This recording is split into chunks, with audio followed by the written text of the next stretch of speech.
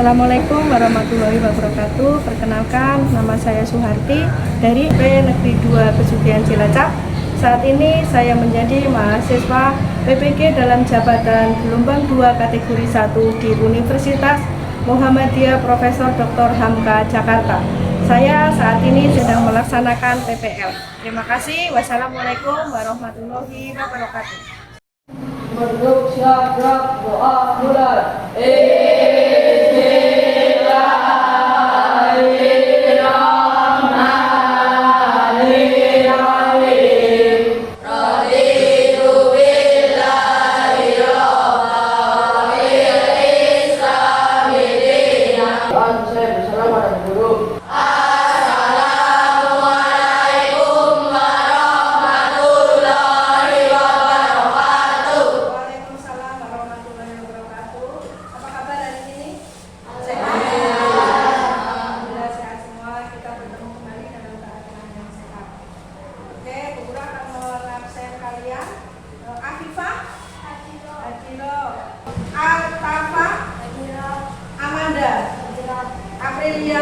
Apriliana. Alhamdulillah hari ini lengkap, semuanya berarti sehat ya. Untuk mengawali kegiatan hari ini biar kalian semangat, kita SBK dulu ya. Nanti kalau Bu Guru bilang tepuk pagi, kalian tepuk 1 kali. Kalau Bu Guru bilang tepuk siang, tepuk 2 kali. Kalau Bu Guru bilang tepuk sore, 3 kali. Kalau Bu Guru bilang tepuk malam, itu.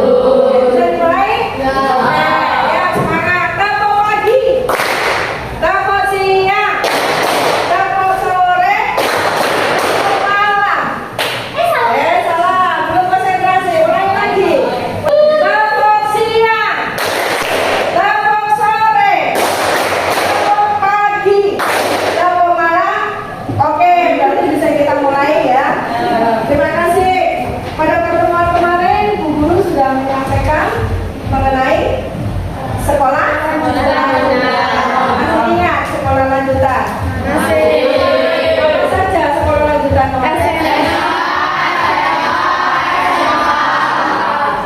Ya, untuk hari ini Bu Guru akan menyampaikan mengenai motivasi belajar. Ya, motivasi belajar. Kenapa Bu Guru sampaikan? Karena biar kalian itu termotivasi, kalian semangat untuk belajar, ya. Karena dengan belajar kamu nanti akan bisa meraih cita-cita kalian. Kalian punya cita-cita? Punya. Cita-cita kalian mungkin ada yang jadi dokter, ada yang ingin jadi guru seperti guru, ada yang ingin jadi polisi, tentara, dan lain-lain. Untuk meningkat aku, mari kita ikuti atau guru akan menjelaskan mengenai motivasi belajar.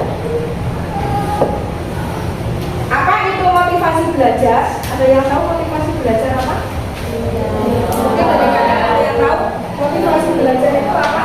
Oh, tidak. Kamu tahu motivasi belajar apa? Pasca? Ada yang tahu?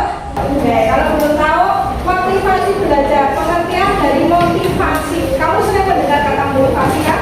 Sering mendengar kata motivasi. Motivasi belajar adalah penunjang, penggerak yang mendorong, mengarahkan dan memperkuat tingkah laku untuk belajar dan menjadi semangat sehingga tercapai suatu tujuan, ya, yang ditimbulkan dari dalam diri maupun dari luar diri.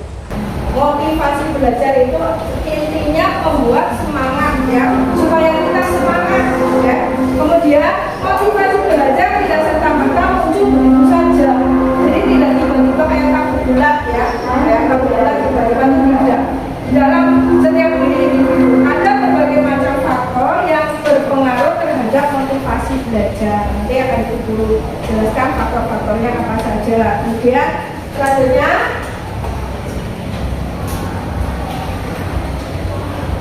ciri-ciri siswa yang mempunyai motivasi belajar. Ciri-ciri siswa yang mempunyai motivasi belajar tekun menghadapi tugas. Ya, jadi kalian ketika mengerjakan soal, ketika tes, kamu tekun, ya. Tekun itu kalau bahasa Jawa apa? Bahasa Cilacap. Bulat, bulat. Tekun loh, telaten. ya. Namun dalam menghadapi tugas dapat bekerja terus menerus dalam waktu yang lama, tidak pernah berhenti sebelum selesai. Jadi kalau mengerjakan sesuatu kalau belum selesai ya tetap dikerjakan. Ya, yang kedua, ulat menghadapi kesulitan. Ini tidak putus asa, tidak mudah putus asa. Misalnya kamu pada saat mengerjakan soal yang sangat sulit, ya, misalnya contohnya soal matematika, kamu lupa rumus-rumusnya, belum selesai kamu sudah putus asa. Ya, ini bukan ciri-ciri seorang yang mempunyai motivasi belajar. Ulat kedua. Yang ketiga, menunjukkan minat terhadap bermacam-macam masalah. Berminat. Ya, jadi penasaran masalahnya seperti ini, gimana cara menyelesaikannya. Yang selanjutnya adalah lebih senang bekerja sendiri atau mandiri. Jadi ulat, tekun itu ya ciri-cirinya seperti itu. Bekerja sendiri, mandiri. Kalau pada saat ulangan ya kamu pokoknya mengerjakan sendiri, tidak dinyaktimu. Ada nggak kalau di sini misalnya pada saat ulangan atau tes sekian minta bantuan dari teman? Masih ada? Tidak ya? Sip, berarti kalian sudah bisa bekerja secara mandiri. Yakin bahwa yang kamu kerjakan itu adalah benar, itu pekerjaan kalian. Kemudian cepat bosan pada tugas yang rutin, itu saja. Kalau misalnya diberi tugas, misalnya bu guru mengajar, ya bu guru kalau mengajar itu hanya ceramah terus, kalian bosan apa tidak? Iya. Bosan apa tidak? Pasti bosan kan? Ya sekali-kali makanya bu guru sekali-kali menayangkan video, sekali-kali kita bermain, ya sekali-kali mungkin kalian yang aktif, guru yang mendengarkan biar tidak bosan. Jadi kalau misalnya pada tugas yang itu saja kalian akan cepat bosan. Kemudian dapat mempertahankan pendapatnya. Pokoknya pendapat saya seperti ini ya harus seperti ini. Mempertahankan, tapi dalam hal yang benar. Kemudian tidak mudah melepaskan hal yang diyakini. Kalau sudah yakin, pokoknya ya susah untuk melepaskan. Senang mencari dan memecahkan masalah atau soal. Terus selanjutnya, yuk kita lihat apa saja faktor-faktor yang mempengaruhi motivasi belajar. Nih faktornya apa saja? Faktor pertama adalah faktor intrinsik yang meliputi hasrat, kemudian keinginan berhasil, dorongan kebutuhan belajar dan harapan akan cita-cita. Jadi kalau kamu tidak punya cita-cita ya kamu motivasinya akan lemah atau rendah. Tapi kalau kita mempunyai cita-cita, semangat. Ya, saya kepengen menjadi seorang dokter. Kamu semangat dalam belajar biar dokternya itu bisa diraih. Kemudian yang kedua faktor ekstrinsik meliputi adanya penghargaan, kemudian lingkungan belajar yang kondusif, kegiatan belajar yang menarik, kemudian yang selanjutnya adalah faktor-faktor yang diperhatikan dalam meningkatkan motivasi belajar. Ya, faktor-faktor yang diperhatikan dalam meningkatkan belajar yaitu setiap usaha belajar perlu ditetapkan niat dan tujuan yang jelas.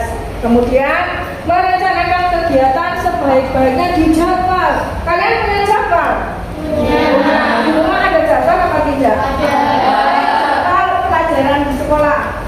Misalnya di rumah bangun pagi jam 5, sholat subuh, setelah itu mandi, membantu orang tua, ada jadwalnya apa tidak?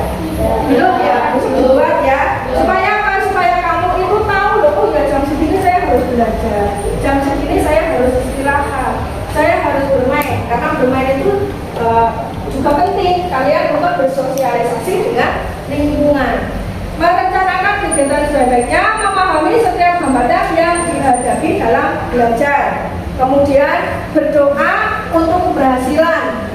Setiap kali kita akan berusaha itu harus dilalui dengan berdoa. Selain belajar kita harus berdoa. Selalu mawas diri dan mengembangkan kesadaran untuk lebih memahami diri. Kemudian mau menerima masukan dari orang lain, memahami norma-norma tentang belajar yang baik, mempunyai rencana masa depan. Kemudian hari ini belum tahu cara meningkatkan motivasi. Cara meningkatkan motivasi belajar ini ada beberapa faktor, yaitu yang pertama adalah dengan teman sebaya. Teman sebaya itu ya ini kalian yang seusia. Usianya berapa tahun ya? Kamu saya berapa tahun? 12, 12. Ada yang sudah 14 tahun? Benar nggak? Berarti rata-rata 12 tahun, 13 tahun. Kamu dengan teman sebaya sesama kelas 7 dengan kelas 7 itu namanya teman sebaya, ya. Dengan teman sebaya merupakan sekumpulan anak atau remaja yang mempunyai usia yang sama. Jadi usia yang sama itu namanya teman sebaya. Ya, teman sebaya 13 tahun. Kalau kamu 13 tahun bergaulan dengan orang yang umurnya lebih tinggi, 20 tahun atau 17 tahun, itu namanya dengan teman sebaya. Nanti kamu dewasanya itu lebih cepat daripada usianya. Jadi kalau kamu usianya 13 tahun, 12 tahun bergaul dengan anak-anak yang sepantaran, ya. Jangan sampai pokoknya tidak boleh bergaul dengan orang-orang yang lebih dewasa untuk supaya kita tahu saja bagaimana cara bergaul dengan orang yang lebih dewasa. Tapi sebaiknya usia kamu ya bergaul dengan usia yang sebaya dengan kalian. Kemudian penggunaan smartphone untuk media pembelajaran. Nah, sekarang hari ini pasti semuanya sudah punya handphone, ya, sudah punya HP. Ada yang tidak punya HP? Coba siapa? Ada nggak? Kamu nggak punya HP? Beneran? Nggak punya HP? Hari ini pasti semuanya sudah memiliki HP, karena HP sekarang itu sebenarnya bukan lagi masalah atau kebutuhan yang tidak perlu, yang tidak penting, tapi masa-masa sekarang HP itu merupakan kebutuhan yang merupakan kebutuhan penting juga untuk komunikasi. Kemudian yang selanjutnya adalah rekonstruksi kognitif. Rekonstruksi kognitif dapat mempengaruhi peningkatan motivasi belajar siswa, membantu siswa lebih mudah dalam beradaptasi, di mana mengubah tekanan menjadi sebuah pemikiran yang positif. Kemudian keadilan guru dan peran dukungan dari orang tua ini juga penting, ya, karena motivasi belajar dapat dipengaruhi oleh keadilan guru, keterlibatan orang tua dalam akademis anaknya. Setelah di rumah kalian menjadi tanggung jawab orang tua kalian. Nah, ini peran orang tua juga sangat dibutuhkan ketika kalian menjadi anak yang masih remaja. Jadi bagaimana cara belajarnya di rumah? Kamu belajar di rumah jam berapa? Habis maghrib. Belajar itu tidak harus setiap jam 7 sampai jam 9 saya belajar. Tidak harus seperti itu, ya.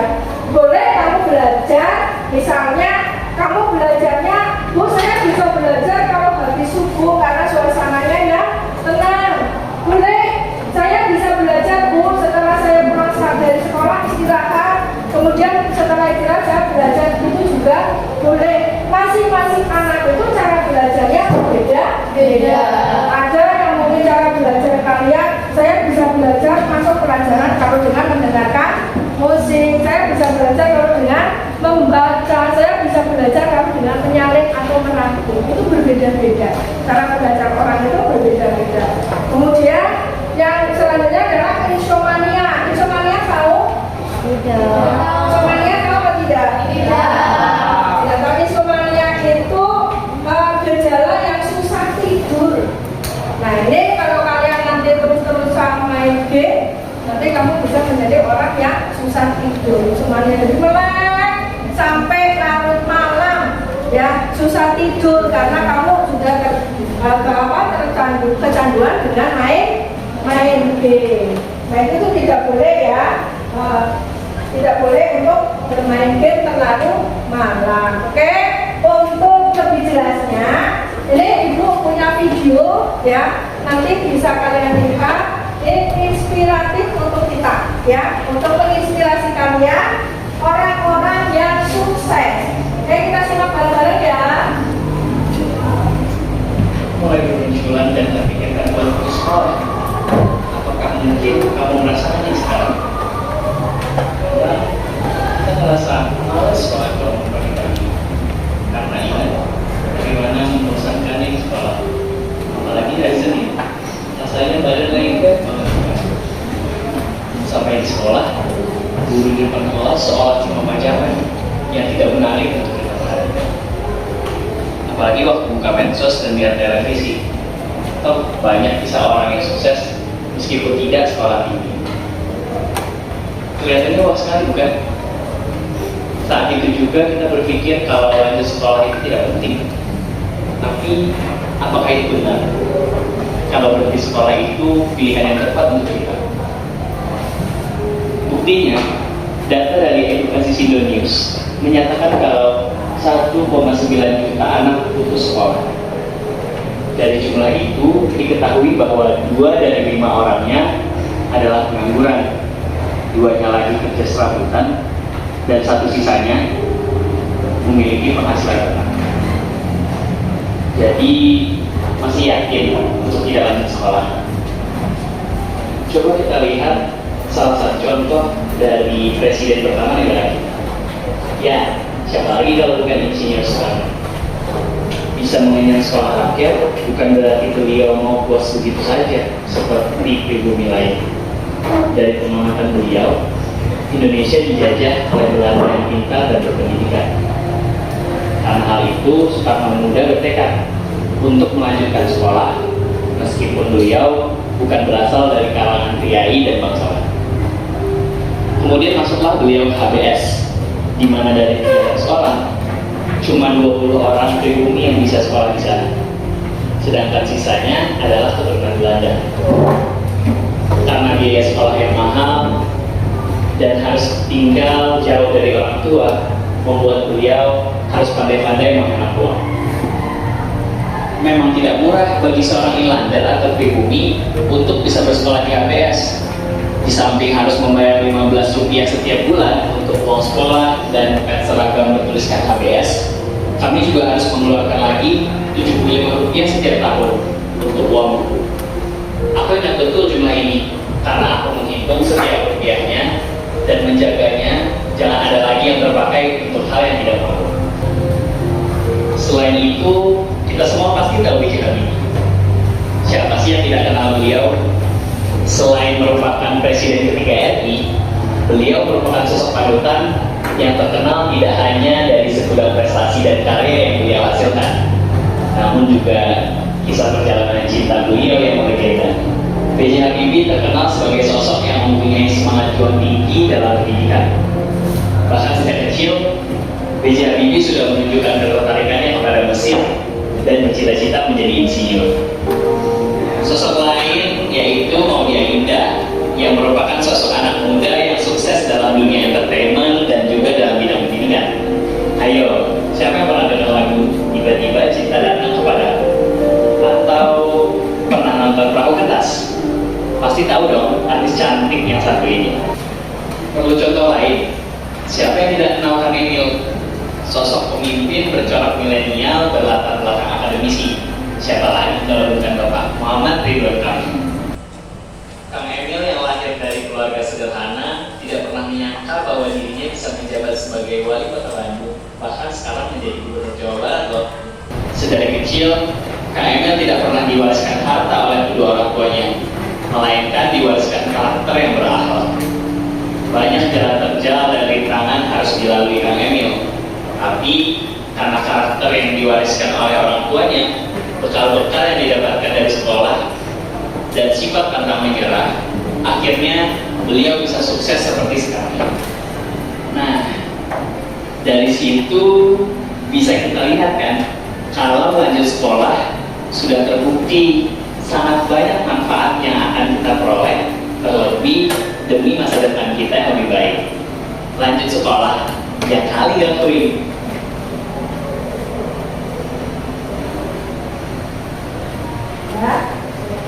Sudah lihat videonya? Paham isinya ya? Baik, tokoh inspirasi. Masih semangat? Masih. Semangat yang mana? Semangat pagi. Semangat luar biasa. Oke, terima kasih. Setelah kalian melihat tayang video tadi, guru kan sudah membagikan kertas ya, selebar kertas yang dimana di situ ada pertanyaan atau tugas yang harus kalian kerjakan sesuai dengan yang sudah kalian lihat. Oke, ada yang sudah paham? Ada yang mau bertanya ya? Kalau artis boleh. Kamu memilih siapa? Entah ya. Kamu memilih siapa? Siapa? Ria Ricis. Apa yang kamu kagumi? Apa yang menginspirasi kamu memilih Ria Ricis? Berjuang. untuk menjadi artis yang terkenal. Oh, berjuang untuk menjadi artis yang terkenal ya. Kamu pengen jadi artis? Oke, boleh ada teman lain? Istirahat yang lain ada? Ada. Yang lain? Ada yang lain yang mau bertanya ada? Kamu tadi pengen jadi? Nah ya. Korea. Oh, artis Korea. Kok ini judulnya artis semua ya? Artis Korea siapa? Siapa? Siapa itu? Jamie. Apa yang membuat kamu memilih artis Korea? Dia bisa sukses di usia yang Oh, bila sukses di usia yang masih muda. Berapa usianya dia? Berapa? 20 tahun sudah sukses. Kamu kepingin seperti itu? Ya, oke, boleh. Ada lagi? Ada lagi? Ada lagi kan? Kamu bertanya? tidak. Yang lain? Oh, kamu ngacung. Ya, apa? Ya, apa yang kamu pilih? Apa siapa yang kamu pilih? Artis siapa? Artis. Idolanya siapa? Tokoh inspirasi. Bu Guru. Wah, ada yang mengidolakan Bu Guru.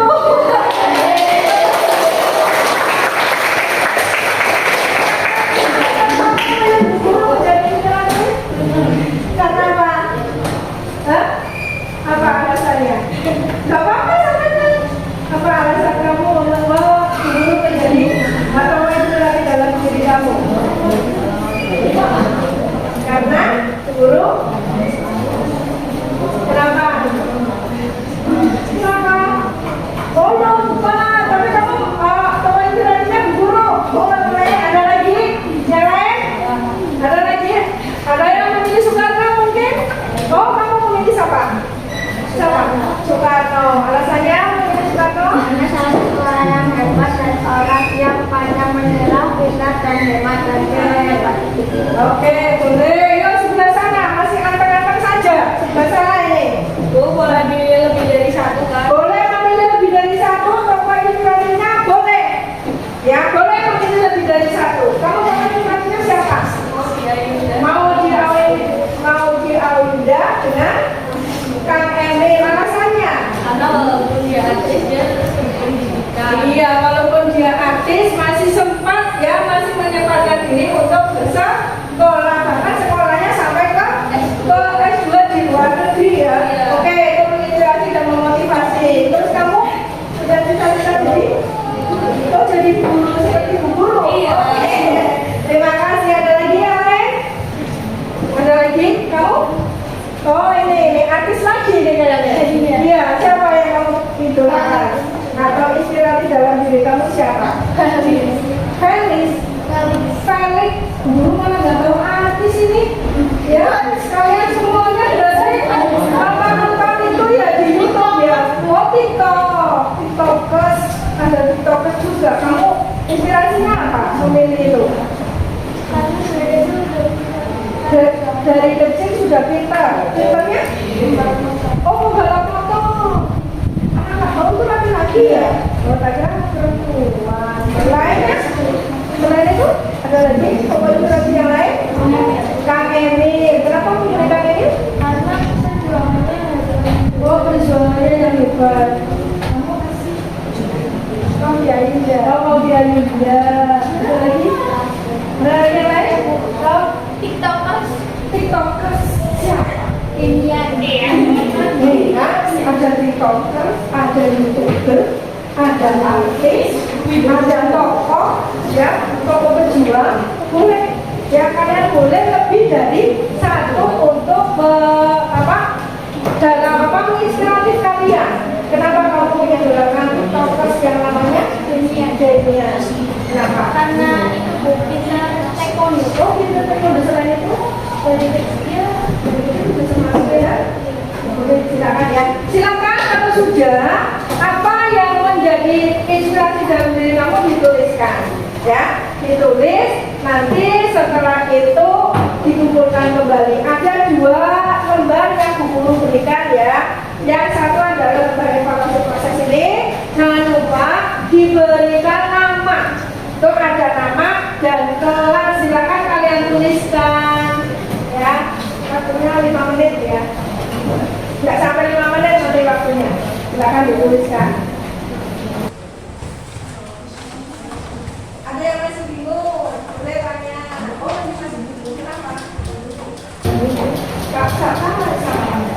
Selanjutnya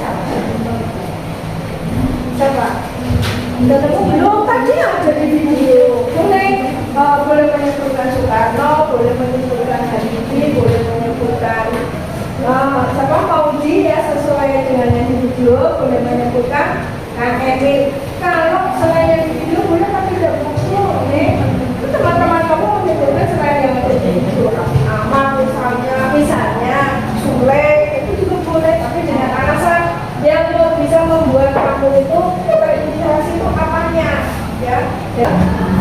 Belajar sesuai dengan ya kan sudah selain jadwal sekolah itu di rumah kan ya.